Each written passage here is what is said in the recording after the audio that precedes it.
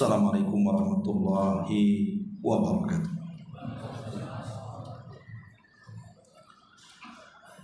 Alhamdulillah wassalatu wassalamu ala Rasulillah wa ala alihi wa sahbihi wa mawalah wa la hawla wa la quwwata illa billahi wa ba'd. Ma'asyiral muslimin rahimakumullah, alhamdulillah di malam hari ini kembali kita bisa berkumpul di masjid ini, tentu tidak lain dan bukan dalam rangka thalabul ilmi. Salawat dan juga salam tetap kita hadiahkan kepada Rasul kita Nabi besar Muhammad sallallahu alaihi wa ala alihi wasallam.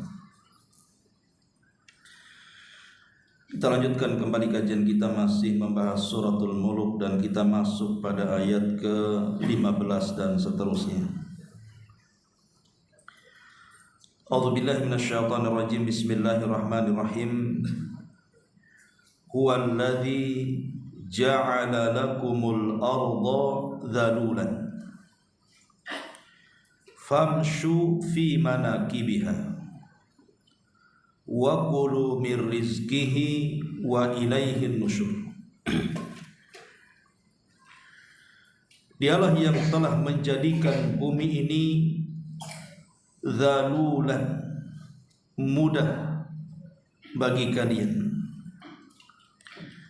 Famshu fi manakibiha, maka berjalanlah di segala penjurunya. Wa kulu min rizqihi, dan makanlah dari sebagian dari rizkinya. Wa ilaihin nusyur, dan hanya kepadanya lah kalian kembali setelah dibangkitkan Allah subhanahu wa ta'ala. Ayat ini menjelaskan kepada kita tentang beberapa kekuasaan Allah dan keagungannya, di mana Allah subhanahu wa ta'ala telah menjadikan bumi yang kita pijak ini menjadi mudah untuk dilewati.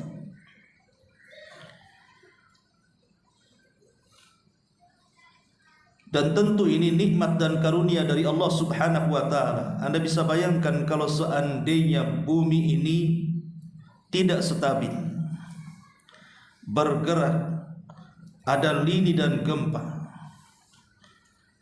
tentu tidak akan mudah orang berjalan di atas bumi. Tidak akan mudah orang untuk membuat rumah di atas bumi, mencari rizki di atas bumi, hidup di atas bumi, kalau seandainya bumi itu tidak Allah mudahkan kepada kita. Tetapi Allah subhanahu wa ta'ala tundukkan bumi ini atas perintahnya untuk manusia. Makanya Allah mengatakan huwallazi ja'ala lakumul arda dhalulan. Dialah yang telah menjadikan bumi ini dhalul, tunduk, mudah untuk kalian atas perintah Allah subhanahu wa ta'ala. Makanya kalau kita lihat ketika kita membahas tentang fungsi daripada gunung, kenapa Allah subhanahu wa ta'ala ciptakan gunung kemudian diletakkan di bumi?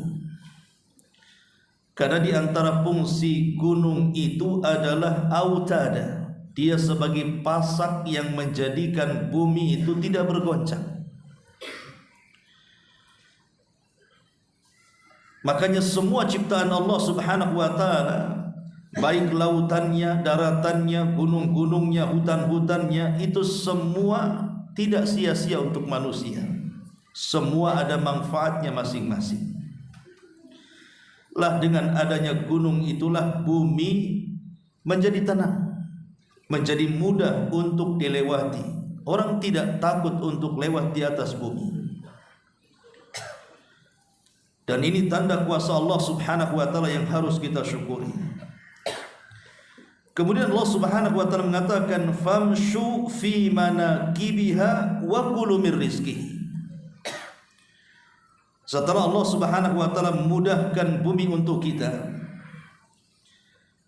maka berjalanlah dari segala penjurunya, mau ke baratnya, mau ke timurnya, mau ke utaranya, mau ke selatannya, mau ke mana saja, mau ke bukit-bukit, ke gunung-gunung, ke lembah-lembah, ke daratan-daratan, pokoknya di mana saja yang ada di bumi ini.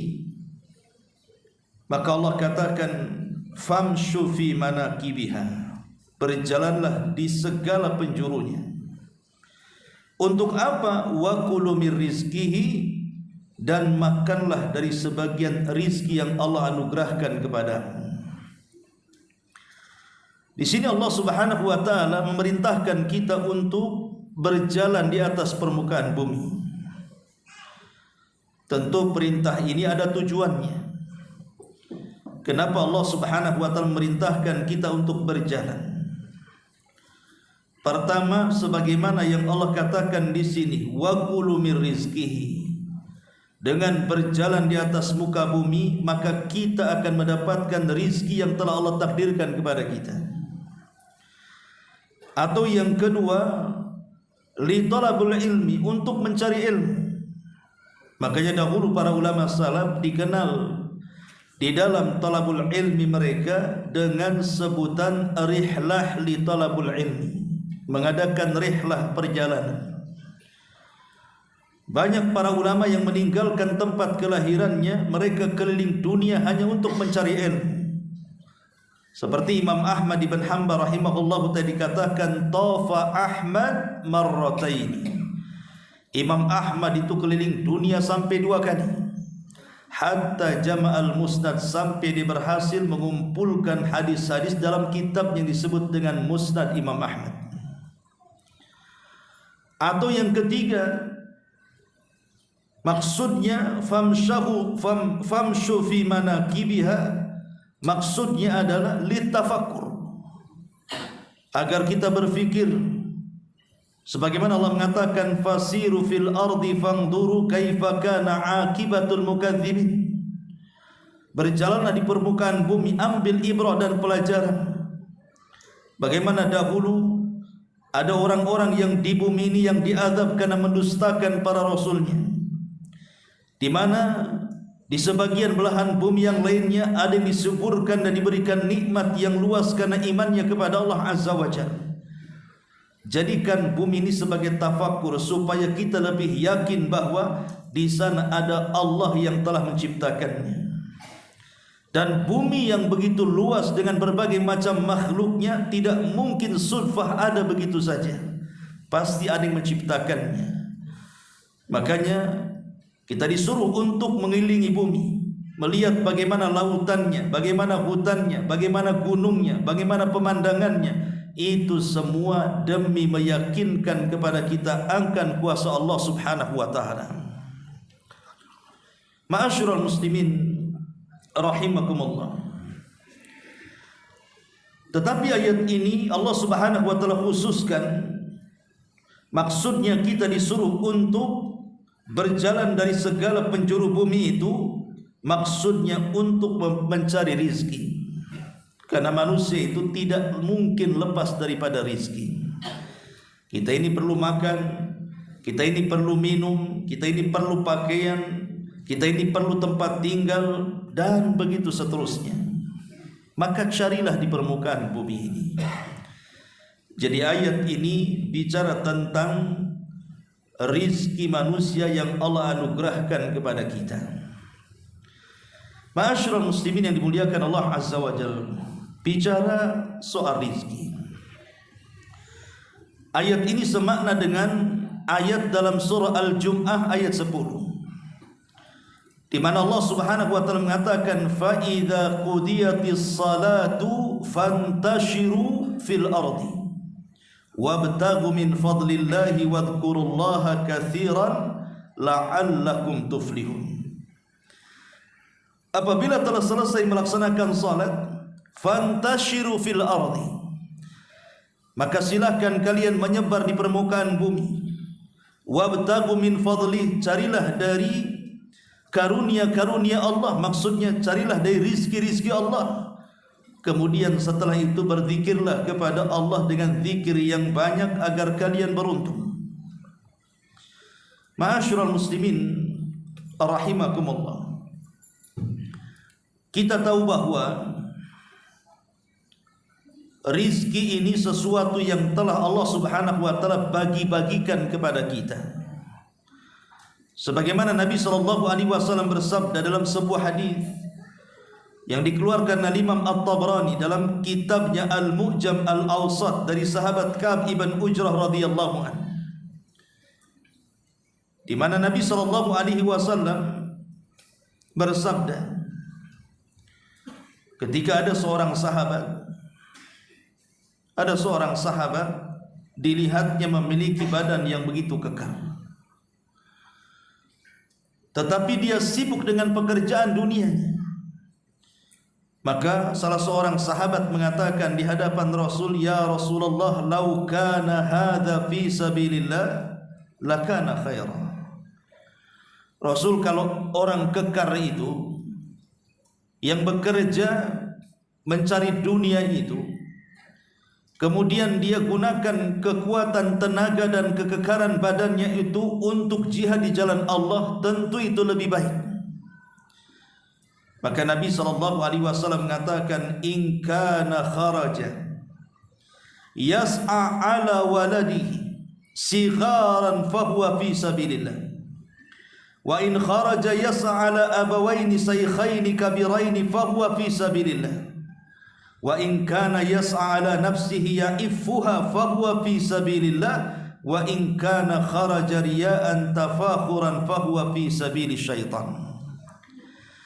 Kata Nabi SAW, kalau orang kekar itu, orang yang memiliki tenaga kuat itu, dia berusaha mencari rizki dan dia yakin rizkinya ditanggung oleh Allah subhanahu wa ta'ala untuk menghidupi anak-anaknya, maka keluarnya untuk mencari rizki untuk anak-anaknya itu sama dengan dia sedang berjalan di jalan Allah.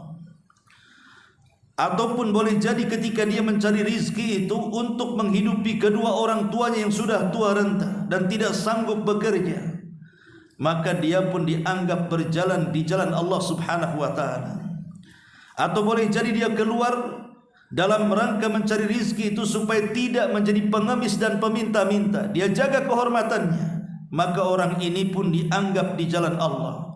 Tetapi kata Rasul, kalau seandainya dia keluar karena ria, karena sombong saja, karena hanya ingin membanggakan dengan rizkinya di antara manusia yang lainnya, fahuwa fi sabili syaitan, maka itulah baru di jalan syaitan.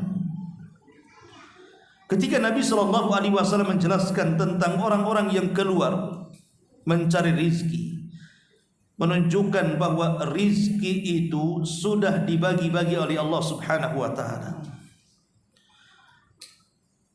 Makanya ada hadis yang mengatakan, innallaha qasama baina akhlaqakum kama qasama arzaqakum. Allah itu sudah membagi-bagi kalian, Allah itu sudah membagi-bagi akhlak di antara kalian sebagaimana Allah telah membagi-bagi rizki di antara kalian. Wa innallaha yu'ti dunya man yuhib wa man la yuhib. Dan ingat, ketika Allah berikan rizki itu, Allah tidak akan pandang bulu. Allah akan berikan rizki kepada siapa yang dicintainya atau kepada yang tidak dicintainya. Wala yu'til iman illa man ahab. Tetapi berbeda dengan keimanan, tidak akan diberikan kecuali kepada orang yang dicintainya saja. Lihat hadis ini. Allah subhanahu wa ta'ala sudah membagi-bagikan rizkinya kepada kita. Artinya setiap manusia itu sudah ada jatah rizki. Setiap manusia itu sudah ditanggung rizkinya. Dan ketika Allah subhanahu wa ta'ala memberikan rizki itu, Allah tidak membeda-bedakan siapa manusia yang diberikan rizkinya. siapapun manusia, kalau itu masih ciptaan Allah, maka Allah pasti akan jamin rizkinya, apakah dia mukmin ataupun kafir. Dari sini kita tahu bahwa rizki itu tidak bisa membedakan orang itu mulia ataupun orang itu hina. Karena rizki itu bersyarikat antara mukmin dan kafir. Si Namrud diberikan rizki, si Fir'aun diberikan rizki, si Qarun diberikan rizki. Tapi Nabi Sulaiman juga diberikan rizki, Dzulqarnain juga diberikan rizki, Nabi Musa juga diberikan rizki. Artinya rizki yang Allah turunkan kepada hamba-hambanya di dunia ini tidak bisa dijadikan pembeda antara si mulia dan si hina. Karena rizki itu bersyarikat antara keduanya.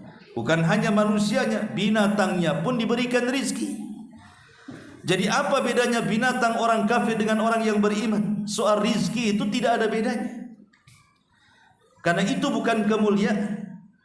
Maka dari sini tidak bisa kita katakan orang kaya itu lebih mulia dibandingkan orang miskin, atau orang miskin itu lebih hina dibandingkan orang kaya.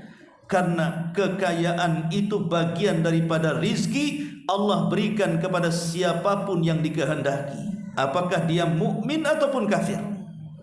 Jadi tidak perlu membanggakan dengan rizkinya. Ma'asyiral muslimin yang dimuliakan Allah Subhanahu wa taala, boleh jadi rizki itu justru menjadikan kita lalai kepada Allah Subhanahu wa taala. Kalau kita terlampau mencarinya berlebihan dan melampaui batas. Sebagaimana Allah mengatakan, alhaqumut takatsur hatta zurtumul maqabir kalla sawfa ta'lamun. Alhaqumut takatsur ay syaghalatkum an ta'ati rabbikum. Telah melalaikan kepada kalian at-takatsur, berlomba-lombanya kalian mencari rizki. Maksudnya alhaqumut takatsur ay saghalatkum, telah melalaikan kalian an ta'ati rabbikum, dari ketaatan kepada Rabb kalian. Terkadang rizki ini membuat lalai, ikhwan, kalau dicarinya berlebihan. Tetapi kalau seandainya dia mencari rizki itu sesuai dengan kebutuhan, dia tahu bahwa tujuan hidupnya bukan di rizki tapi di ibadah, maka dia akan gunakan rizki itu untuk beribadah kepada Allah Subhanahu wa taala. Bukan berarti Islam itu menghalangi orang untuk kaya, tidak. Bahkan kaya itu perlu dalam Islam. Tetapi maksudnya adalah kekayaan yang ia miliki itu betul-betul dia gunakan untuk beribadah kepada Allah Subhanahu wa taala. Ma'asyiral muslimin yang dimuliakan Allah Subhanahu wa taala, Allah mengatakan, alladzi khalaqa fasawwa walladzi qaddara fahada.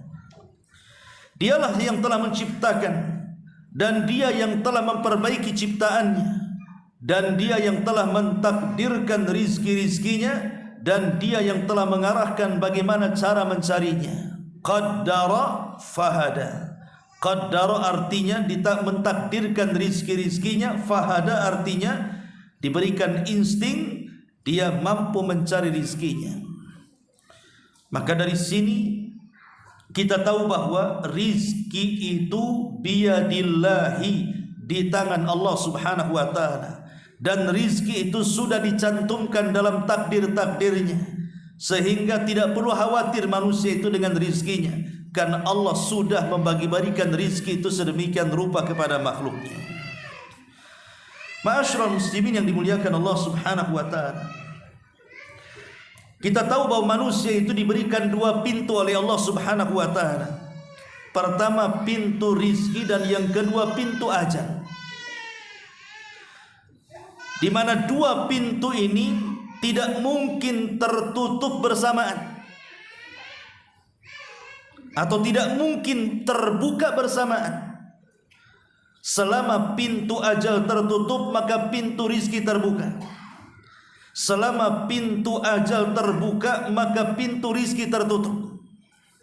Maksudnya, selama kita masih hidup dan belum disentuh dengan kematian, maka selama itu rizki Allah subhanahu wa ta'ala akan Allah berikan kepada kita.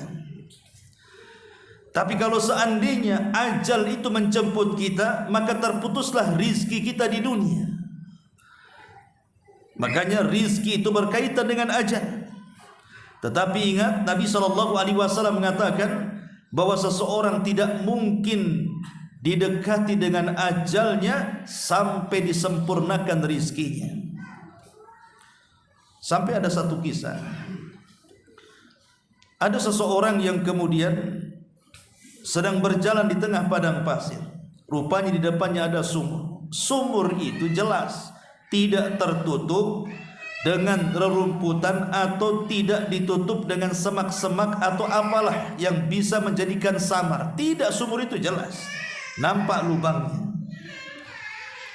Tetapi orang ini karena sudah ditakdirkan ajalnya, dia berjalan entah melamun apa gitu ya, melamun sesuatu.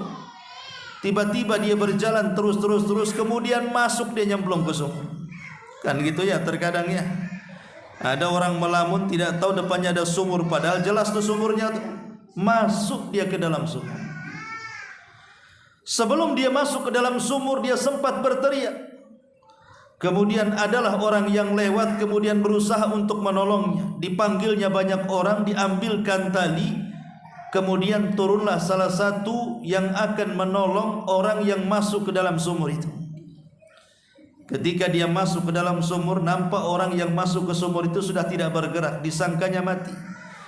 Rupanya setelah diangkat, rupanya dia masih hidup.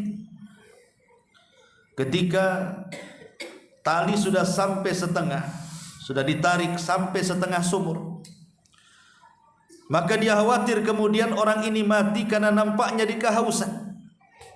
Maka orang yang menolong ini ketika di pertengahan sumur itu, dia berteriak kepada orang yang di atas, berikan dia air susu. Akhirnya kemudian ambilnya tali, kemudian diulur tali itu dimasukkan ke bejana, kemudian bejana dimasukkan ke dalam sumur. Setelah air susu dipegangnya, kemudian diminumkan kepada orang itu. Subhanallah. Setelah diminumkan dan berhasil dia minum dari air susu itu, Allah takdirkan tali yang mengikat orang itu putus, kemudian nyemplung lagi ke sumur. Akhirnya dia mati. Maksudnya apa di sini? Sempat-sempatnya dialah minum susu. Itu maksudnya. Boleh jadi mungkin susu yang ia minum itulah rizki dia yang terakhir. Kenapa Allah tidak langsung matikan di awal saja? Kenapa disempatkan kemudian dia bisa minum susu? Karena tidak mungkin seseorang itu diwafatkan sampai disempurnakan rizkinya, itu maksudnya. Disempurnakan rizki dulu, disempurnakan dulu rizkinya, baru diwafatkan. Ma'asyiral muslimin yang dimuliakan Allah subhanahu wa ta'ala. Makanya rizki itu sangat erat kaitan dengan babul ajal, bab kematian. Selama kita masih hidup, maka pintu rizki itu terbuka. Tapi kalau kita sudah mati, maka terputuslah pintu rizki itu. Ma'asyiral muslimin yang dimuliakan Allah azza wa jalla. Dan kita tahu bahwa rizki itu ada dua macam. Ada yang disebut dengan rizkun nazil dan ada yang disebut dengan rizkun sa'id. Apa nazil, apa sa'id? Nazil itu artinya rizki yang Allah turunkan dari langit ke bumi. Sementara rizkun sa'id itu rizki yang kita naikkan dari bumi ke langit. Adapun rizki yang diturunkan Allah subhanahu wa ta'ala dari langit ke bumi, itulah yang disebut dengan rizkun madi. Rizkun madi itu ya yang berkaitan dengan makanan, yang berkaitan dengan minuman, yang berkaitan dengan kendaraan, yang berkaitan dengan tempat tinggal. Itulah rizkin madi yang kita bisa rasakan hari ini, di mana kita bisa hidup, kita bisa punya rumah, kita bisa punya kendaraan, kita bisa punya pakaian, minuman, dan tempat tinggal yang layak. Boleh jadi mungkin kebun yang luas, uang yang banyak. Itu disebut rizkun madi. Itulah rizki yang Allah turunkan dari langit ke bumi. Wa fis samai rizqukum, di langit itu ada rizki kalian. Kemudian yang kedua, rizqun sa'id, rizki yang dinaikkan dari bumi ke langit, itu yang disebut dengan rizqun ma'nawi, rizki ma'nawi. Dia bukan dalam bentuk makanan, dia bukan dalam bentuk minuman, dia bukan dalam bentuk tempat tinggal, tapi dalam bentuk amalan, dalam bentuk iman, dalam bentuk ilmu, dalam bentuk amal saleh. Itulah rizki yang dinaikkan ke langit, di mana hasilnya tidak bisa kita rasakan di dunia, tapi nanti kita akan rasakan di akhirat, di mana dengan ilmu, iman, amal saleh itu Allah sudah sediakan sorga yang kenikmatannya tidak pernah dilihat mata, didengar telinga, terlintas dalam pikiran pun tidak bisa. Dari sini kita tahu bahwa rizki itu ada yang sifatnya maktu, ada yang sifatnya ghairu maktu. Rizki itu ada yang sifatnya maktu, terputus, hanya sebatas dunia saja. Tetapi di sana ada rizki yang ghairu maktu, tidak terputus hanya di dunia, tetapi sampai ke akhirat. Adapun rizki yang terputus, ya tadi terputus dengan kematiannya.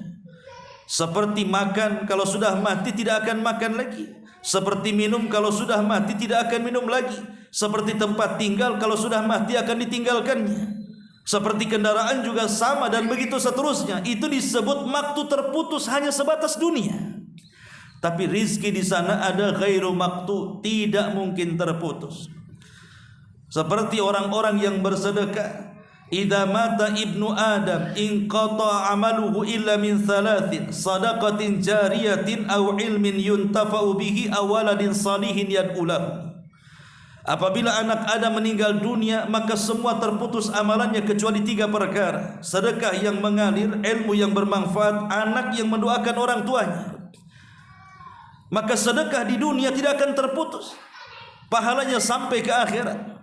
Atau orang-orang yang berperang di jalan Allah Subhanahu wa taala, yang kita sangka mereka mati dalam jihad, sebenarnya mereka tidak mati. Makanya Allah mengatakan, wala tahsabanna alladziina qutilu fi sabilillahi amwatan bal ahya inda rabbihim yurzaqun.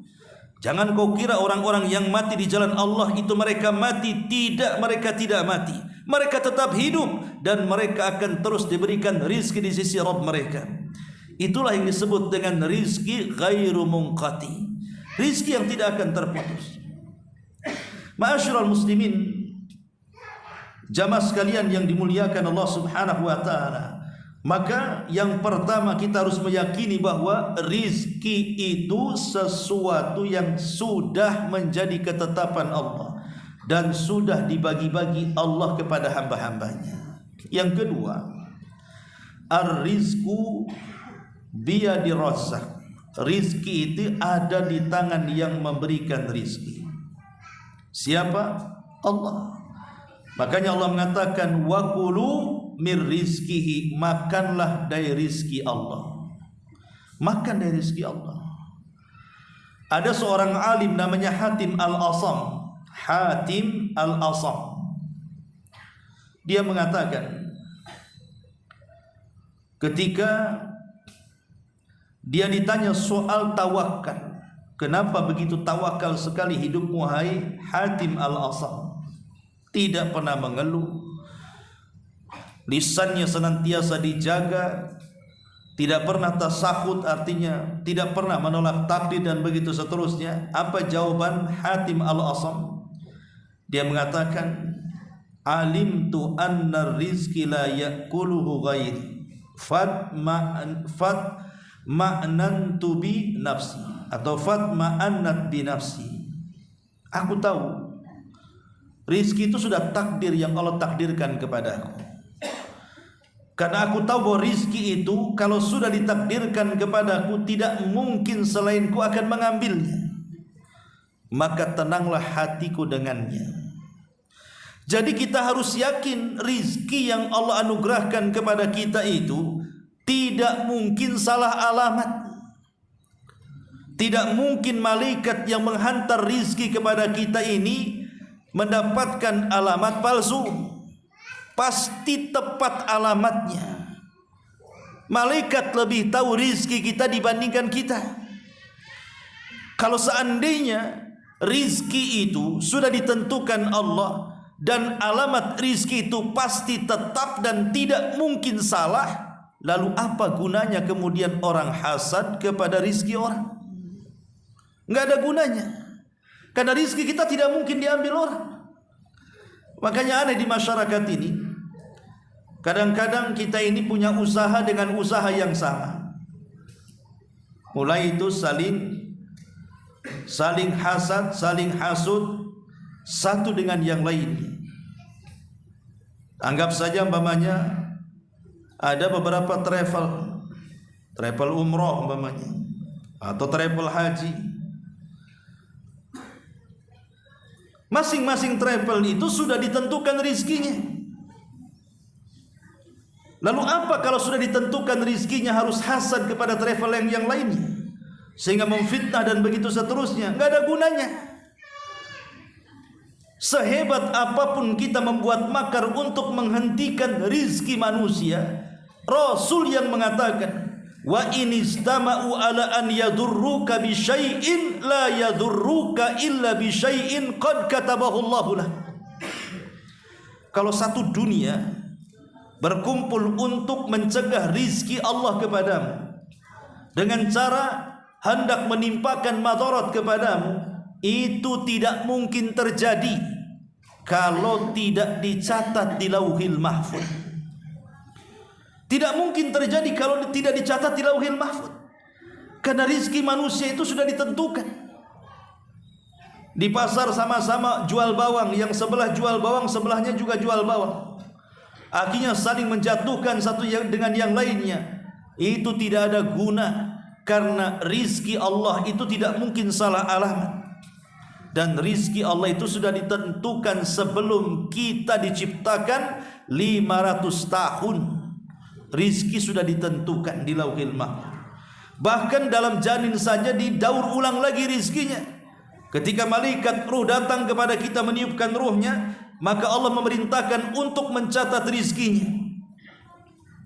Sehingga ketika jebrol saja dia ke permukaan bumi, sudah ada catatan rizkinya. Makanya tidak perlu kemudian menanamkan hasad, menanamkan hasud kepada saudaranya, karena tidak ada gunanya. Allah sudah menentukan rizkinya masing-masing. Atau tidak ada gunanya juga dia mencari rizki dengan cara bermaksiat, karena rizki itu sudah ditentukan. Anda mau mencari dengan cara halal, Anda mau mencari dengan cara haram, tetap dapatnya segitu juga, karena rizki itu sudah ditentukan oleh Allah subhanahu wa ta'ala. Ar-rizku biyadillah, rizki itu di tangan Allah. Kemudian yang ketiga, lan tamuta nafsun qabla an ta'khudha rizquha kamilan mukmalan la nuqsana fihi wa la ziyadata. Jiwa itu tidak mungkin mati, kata Rasul, sampai dia mengambil rizkinya secara sempurna, karena rizki itu tidak mungkin dikurang dan tidak mungkin ditambah, pas sesuai dengan ketentuannya. Ma'asyiral muslimin yang dimuliakan Allah subhanahu wa ta'ala, dan itu berdasarkan sabda Rasul, innahu la tamutu nafsun hatta tastakmila rizqaha wa in abta'a 'alaiha. Sesungguhnya jiwa itu tidak mungkin mati sampai disempurnakan rizkinya, walaupun lambat datangnya, tapi pasti akan disempurnakan rizkinya. Kemudian yang keempat, Allah tabaraka wa ta'ala qassamal arzaqa lil bashari walil jinni wad dawabi wat tuyuri wal asmaki allati taghusu fi a'maqil bihar farazaqaha Allahu minnatan wa karaman minhu la wujuban alaihi bal hada min fadlihi wa karamihi wa ataihi jalla fi'ula fallahu yu'ti man yasha wa yamna amman yasha. Allah itu sudah membagi-bagikan rizkinya kepada manusianya, kepada jinnya, kepada binatang-binatangnya, sampai kepada burung-burungnya, sampai kepada ikan-ikannya, dan kepada seluruh makhluknya. Ketika Allah memberikan rizki kepada itu semua, itu dalam bentuk minnatan wa karaman, dalam bentuk nikmat dan kemuliaan. Jadi Allah itu ketika memberikan rizki kepada kita itu dalam bentuk nikmat dan kemuliaan. Dan Allah memberikan rizki kepada siapa yang dikehendaki dan kepada siapa yang tidak dikehendaki. Sebagaimana Allah Subhanahu wa taala memberikan kekayaan kepada siapa yang dikehendaki dan tidak memberikan kekayaan kepada siapa yang tidak dikehendaki. Jadi Allah Subhanahu wa taala itu sudah membagi-bagikan semuanya dan sesuai dengan kadar manusia. Kenapa si anu kaya, kenapa si anu tidak? Kenapa si anu dimudahkan rizkinya, kenapa si anu tidak dimudahkan rizkinya? Di balik itu ada hikmah, diketahui atau tidak itu pasti ada kebaikan di dalamnya yang disebut dengan hikmah Rabbani. Boleh jadi si miskin itu tetap dimiskinkan dan tidak menjadi kaya, sebab kalau dia kaya bisa saja dia melampaui batas. Atau mungkin di sisi lain si kaya itu tidak pernah miskin dan tetap kaya, sebab kalau dia miskin mungkin didekatkan dengan kekufurannya. Atau boleh jadi si sakit itu tidak disembuh-sembuhkan, boleh jadi kalau dia sembuh akhirnya dia maksiat lagi. Atau boleh jadi orang-orang yang sehat itu tidak diberikan sakit lama, boleh jadi kalau sakit dia putus asa, dan begitu seterusnya. Di situ ada hikmah Rabbani namanya. Ini yang keempat. Yang kelima, kun ala yakinin qawi annallaha razikuka. Jadilah hamba yang punya kekuatan keyakinan yang kokoh bahwa Allah itu pasti akan memberikan rizki kepada. Walaupun umpamanya diakhirkan oleh Allah, tapi yakinlah bahwa rizki itu akan datang. Dan rizki itu kan jenisnya dua, ikhwan. Ada yang memang rizki itu dalam bentuk hibatullahi alaina. Memang Allah memberikan hibah kepada kita, tanpa dicari pun Allah sudah kasihkan rizkinya kepada kita. Tapi ada rizki itu yang sifatnya muktasab, harus dicari. Seperti mamanya oksigen yang kita hirup, itu hibah dari Allah. Tidak perlu kita sibuk mencari-cari angin supaya kita bernafas. Allah sudah kasih itu angin, hari-hari kita bisa bernafas dengan angin itu. Itulah hibah dari Allah. Atau badan yang ada pada diri kita, ketika mata kita bisa melihat, telinga kita bisa mendengar, lisan kita bisa bicara, akal kita berfungsi, tangan kita dan kaki kita masih bergerak, dan begitu seterusnya. Itu semua rizki pemberian Allah. Tetapi di sisi lain juga ada rizki yang muktasab sifatnya, harus dicari. Itulah seperti makanan, minuman, dan begitu seterusnya. Ya kita harus mencarinya. Tetapi kita yakin bahwa rizki itu pasti sudah disediakan, tinggal mencarinya saja. Kemudian juga yang nomor 6, saya sulu kullu insanin ala rizkihi fala yadfauka ibta'a rizki ila maksiatillah fa innama indallahi tahsulu alaihi bi ta'atihi la bi maksiatihi.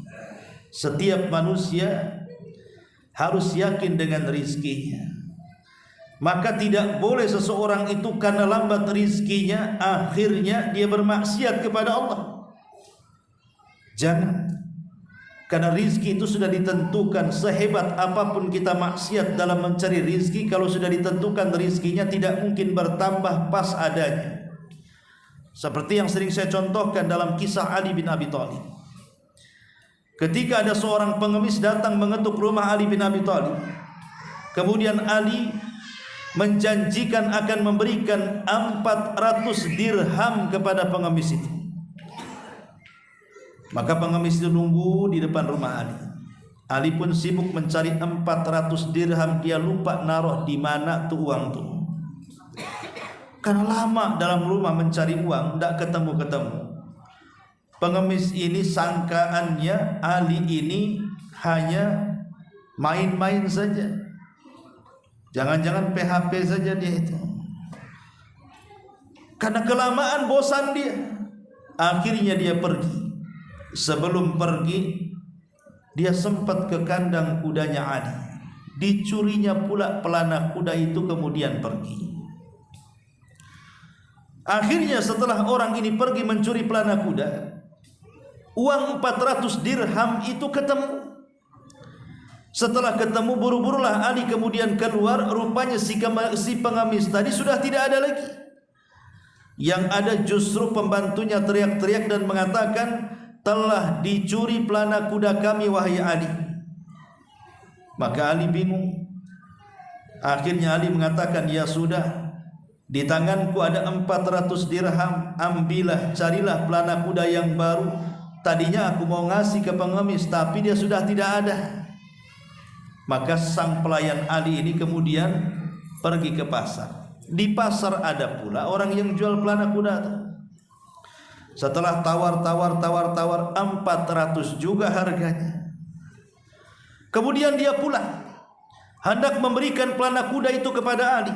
Ketika Ali melihat pelana kuda itu, Ali bertakbir dan mengatakan, Allahu Akbar. Ini kan pelana kuda kita, katanya.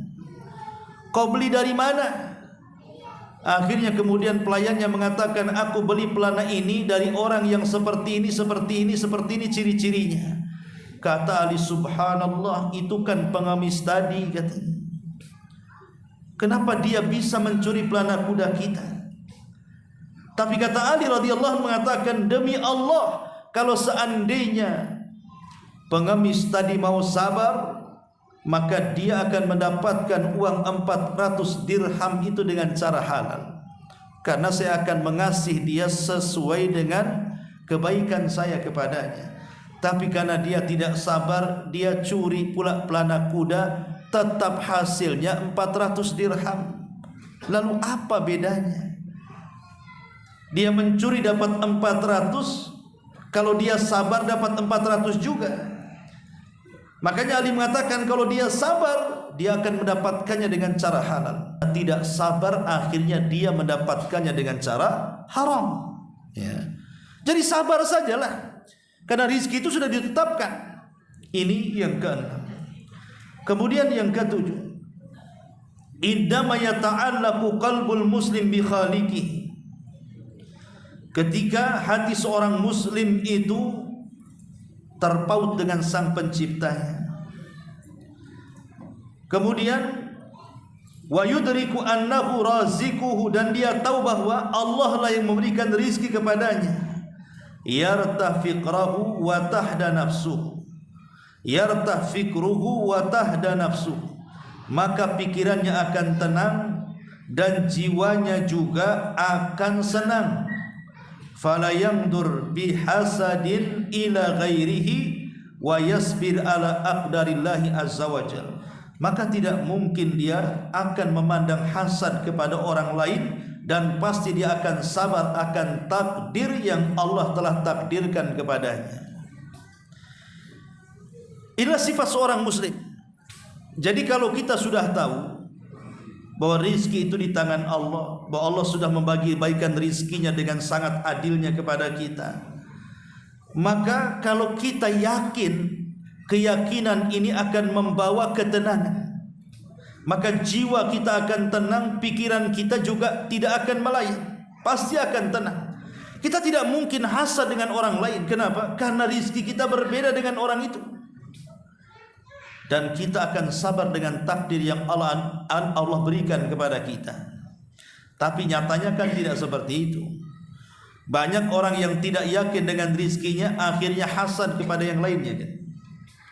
Kenapa orang itu hasad? Karena nggak yakin dengan rizkinya, makanya dia hasad kepada orang lain, tidak punya kepercayaan kepada dirinya. Ma'asyiral muslimin rahimakumullah. Kemudian juga yang nomor 8, innal ladzi hamalal hasid ila hasadihi ghafalathu an mabda'in annar arzaq biyadillah. Yang 8, kenapa orang hasad sampai hasad? Karena dia terlalaikan, mulanya dia tidak meyakini bahwa rizki-rizki itu di tangan Allah. Allah yang memberikan kepada siapa yang dikehendaki, Allah yang mencegah dari siapa yang dikehendaki. Kalau Allah buat semua kaya, bisa. Tetapi kalau semua kaya, roda kehidupan manusia tidak berjalan. Tidak ada orang mau kerja, ngapain kerja, saya sudah kaya. Akhirnya semua jadi pensiun bekerja. Siapa yang mau kerja kalau semua kaya? Dan siapa pula yang diam di rumah kalau semua miskin? Tidak ada orang yang bisa memberikan gaji kepadanya, semua miskin. Gak akan berputar juga kehidupan manusia itu. Maka dibuatlah ada yang kaya, ada yang miskin untuk saling memanfaatkan satu dengan yang lainnya. Maka hiduplah kehidupan manusia dengan rizki yang Allah telah bagi-bagi itu. Makanya di sini, kenapa orang bisa hasad kepada saudaranya? Maka permulaan orang hasad itu karena tidak yakin bahwa rizki itu di tangan Allah itu saja sebenarnya. Dia tidak yakin bahwa rizki dia itu sudah ditentukan. Makanya hasad kepada kawannya. Kemudian yang ke-9, in abta alaikum rizqukum fala taktaru wala tayasu wa'lamu annahu atikum la mahala.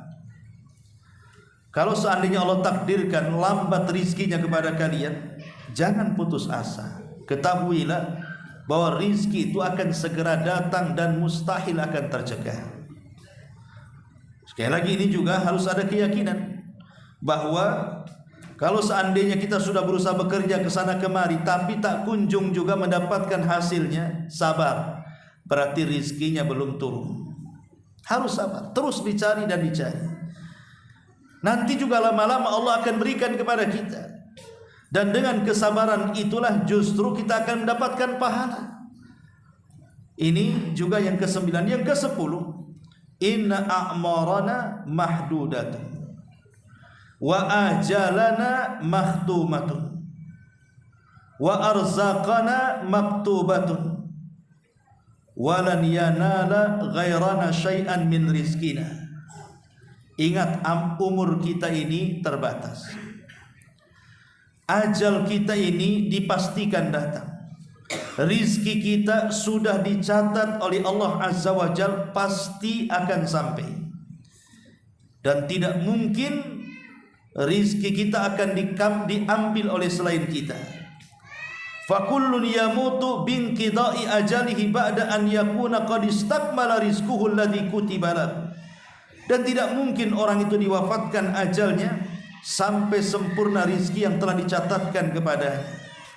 Kalau kita yakini 3 perkara ini, ikhwan, maka pasti kita akan tenang menghadapi rizki. Pertama, umur kita terbatas. Paling lama 60 sampai 70 tahun saja orang hidup itu, kalaupun lebih sedikit. Yang kedua, ajal kita pasti. Manusia itu pasti mati, tidak mungkin hidup terus. Kemudian yang ketiga, rizki kita sudah dicatat.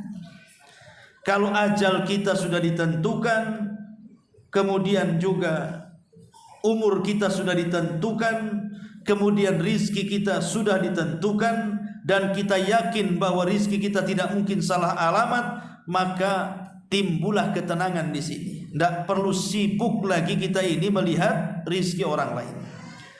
Kemudian yang ke-11, Ar-Razzaqu subhanahu wa ta'ala yatawalla taqsimal arzaq. Jadi Allah itu dialah yang punya kuasa membagi-bagikan rizki kita. Faqad kataba arzaqal ibad fis sama. Karena Allah sudah mencatat rizki-rizki hambanya itu di langit. Fahiya wa'dullah, dan itulah janji Allah subhanahu wa ta'ala. Wallahu la yukhliful mi'ad, dan Allah tidak mungkin mengingkari janjinya. Maksudnya begini, Allah mengatakan wa fis sama'i rizqukum wa ma tu'adun. Di langit itu ada rizki kalian dan apa yang Allah janjikan kepada kalian. Artinya tidak perlu takut bahwa kita ini tidak akan mendapatkan rizki. Kenapa? Karena Allah lah yang telah membagi-bagikan rizki itu. Makanya di sini dikatakan yatawalla taqsimal arzaq, dialah yang berkuasa untuk membagi-bagikan rizkinya. Dan dia yang telah mencatat rizki-rizki hambanya di langit. Dan itulah janji yang Allah janjikan kepada kita. Kemudian yang nomor 12, annama indallahi min rizkin halalin la yutlab illa bi ta'atillah. Bahwa di sisi Allah itu rizki yang halal tidak mungkin dicari kecuali dengan ketaatan kepada Allah. Fahadzal ladzi yaqbalu ar-rashwa aw ya'kul ar-riba aw yadlimin nas fi mustahaqqatiha innama yatlubul kasba bi ma'siyatillahi azza wa jalla fahadzal rizqun ghairu masruh. Maka kita lihat orang yang menyogok atau yang disogok atau memakan riba atau zalim kepada manusia, hanya saja dia mencari rizki dengan kemaksiatan kepada Allah, maka rizki yang seperti ini adalah rizki yang tidak disyariatkan dan semua akan dipertanggungjawabkan di hadapan Allah Subhanahu wa taala. Makanya lihat ayat yang kita sedang bahas di sini. Allah Subhanahu wa taala mengatakan di sini di ujung ayat wa ilaihin nusyur. Setelah Allah mengatakan famshu fi manakibiha wa kulu mir rizqi wa ilaihin nusyur. Kalimat wa ilaihin nusyur, kita diingatkan bahwa kita akan dibangkitkan. Maka hati-hati cara mencari rizki, karena manfaat dibangkitkan itu adalah untuk mempertanggungjawabkan tentang rizki yang kita cari. Makanya kenapa Nabi SAW mengatakan bahwa kaki anak Adam ini tidak akan bergeser di titian sampai ditanya 4 perkara kan? Salah satu yang ditanyakan oleh Allah kepada kita adalah tentang harta. Dari mana kau dapat, kemana kau belanjakan? Dari mana kau dapat, kemana kau belanjakan? Karena manusia dalam mencari rezeki itu terbagi menjadi 4 kelompok kan? Pertama, ada orang yang mencari rezeki dengan cara yang halal tapi dibelanjakan ke yang haram. Contoh, dia bekerja banting tulang dari pagi sampai kemudian sore hari, betul-betul halal. Dia bekerja di PT ini dan itu. Tapi setelah datang gajian bulanan, dia gunakan uang gajian itu untuk maksiat. Dia gunakan untuk mabuk, dia gunakan untuk zina, dia gunakan untuk hura-hura. Itu namanya dari mana kau dapat benar, tapi kemana kau belanjakan itu salah. Artinya selamat dari pertanyaan yang pertama, tidak selamat dari pertanyaan yang kedua. Yang kedua, ada sebaliknya. Dia mencari rizki itu dengan cara haram, tetapi dibelanjakan ke yang halal. Umpamanya, dia ingin memberikan makan anak istrinya, tapi tidak bekerja dengan cara yang baik. Malah dia kemudian nyopet, kemudian dia nyuri, kemudian dia rampok, kemudian dia korupsi, dan begitu seterusnya. Caranya haram, tapi dibelanjakan ke yang baik. Dibelikan susu untuk anaknya, dibelikan makan untuk istrinya. Terkadang dia infakkan pula untuk pembangunan masjid, pesantren, dan lain sebagainya. Maka ini pun salah, karena Allah itu jamil, Allah itu indah, tidak mungkin menerima kecuali yang indah-indah kan? Walaupun niatnya baik untuk pembangunan masjid, tetap Allah tidak akan terima. Kenapa? Karena Allah itu baik, tidak menerima kecuali yang baik-baik kan begitu. Makanya yang kedua pun dia selamat dari yang pertama, dia selamat dari yang kedua, tapi tidak selamat dari yang pertama.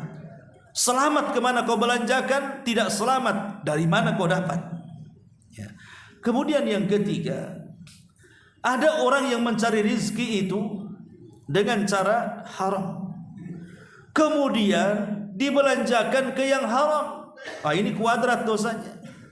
Dia cari rizki dengan judi online, dapat dia ratusan juta. Sudah dapat, rupanya untuk mabuk. Itu namanya kuadrat. Dia carinya dari judi, dibelanjakan untuk mabuk. Itu namanya kuadrat namanya. Sudah dua-duanya kena tuh. Dari mana kau dapat kena, kemana kau belanjakan kena lagi. Ini dosa. Lalu yang seperti apa yang benarlah yang terakhir? Dia berusaha mencari harta dengan cara yang halal. Berarti betul tuh dengan pertanyaan yang pertama, dari mana kau dapat? Dari yang halal. Kemana kau belanjakan? Ke yang halal lagi. Itulah yang kita mau. Ketika kita mencari rizki itu betul-betul kita mencari dengan cara yang halal dan dibelanjakan ke yang halal supaya kita selamat dari pertanyaan min aina iktasabahu wa fima anfaqahu. Dari mana kau dapat, ke mana kau belanjakan? Maka kita akan selamat sehingga Allah tutup ayatnya dengan wa ilaihin nusyur, dan kepada Allah lah akan dibangkitkan. Sehingga rizki yang kita cari di dunia itu dapat dipertanggungjawabkan di hadapan Allah Subhanahu wa taala. Wallahu a'lam bishawab. Ini di antara tafsir singkat dari surah Al-Mulk ayat 15. Mudah-mudahan ada manfaatnya. Subhanaka wa bihamdika asyhadu an la ilaha illa anta astaghfiruka wa atubu ilaik. Allahu taala alam. Assalamualaikum warahmatullahi wabarakatuh.